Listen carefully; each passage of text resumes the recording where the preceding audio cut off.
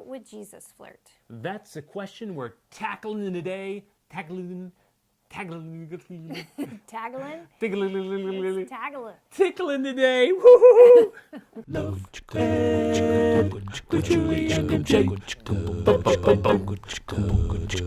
How would Jesus flirt? That's the question we're going to tackle today on Love Ed with Julie and MJ. We're continuing our series, How to Flirt Like a Christian. So it only makes sense to answer this question. I can hardly wait to hear what we're going to say. For starters, of course, Jesus did not flirt. Well, okay, so Julie has a valid point there.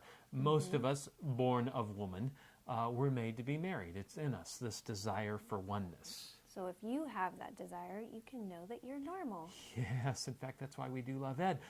But Jesus was not normal. He already enjoyed this very abnormal, we'll call it perfect oneness with his heavenly Father, which we will not find normal until we're in heaven. So Jesus came not to marry, but to be buried and then rise again. But what if you honestly want to express sincere interest in someone you're thinking about asking out? Well, for starters, if you're going to flirt like Jesus, it would mean that you would be honest, you would be sincere, you would be true. Can you say that of your flirting, or is it just a game? Do you flirt with anyone and everyone like I did? Or have you identified a specific person who you feel strongly about pursuing a serious relationship with? And that doesn't mean like you've just spotted someone across the room and yes, I want a relationship with them. No, if you identified a person that you could say for the last 6 hours at least, you've decided you never mind. Not only would Jesus have been sincere, he would have been guided by the great commandment to love our neighbor as ourselves, which is to say he would have been selfless.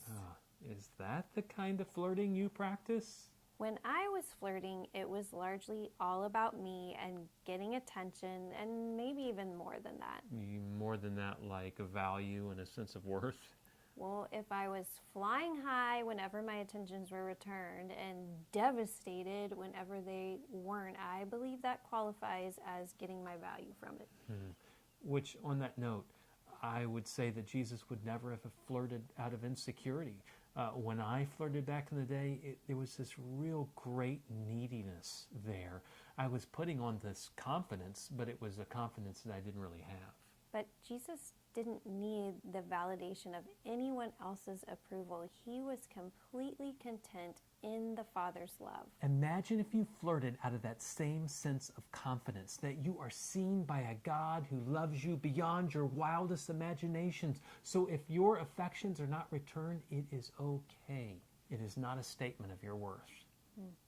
So let's summarize. How would Jesus flirt? Number one, be honest in all your dealings. Because Jesus said, let your yes be yes and your no be no. Surely this would apply to flirting. Jesus would not have just expressed interest in somebody just to get some kind of response. Number two, don't be selfish. Love is not self-seeking. That means instead of trying to beat the competition to impress the object of your affection, as if we're talking about a sport here with an object involved, seek to bless this person, not object, by serving them in some way.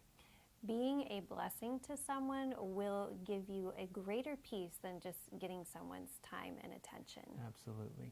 Thirdly and finally, do not flirt to find your self-worth, because your self-worth should come from your Creator alone, not from some lovely version of His creation. So remember those three things whenever the urge to flirt comes upon you. And next week, we're going to give more specific tips on how to be more effective at expressing interest in the opposite sex. In other words, how to express sincere interest without coming across creepy.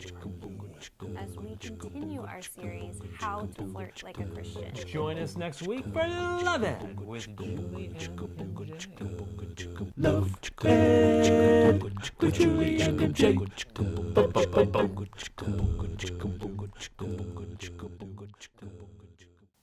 That was so bad. It was really bad. I mean, that's like almost award-winning bad. It was so stilted. The bad award. Ugh, it's acting. But You're supposed to act like you're, what is it? How does it say? act but act like you're not acting. This whole thing is an act.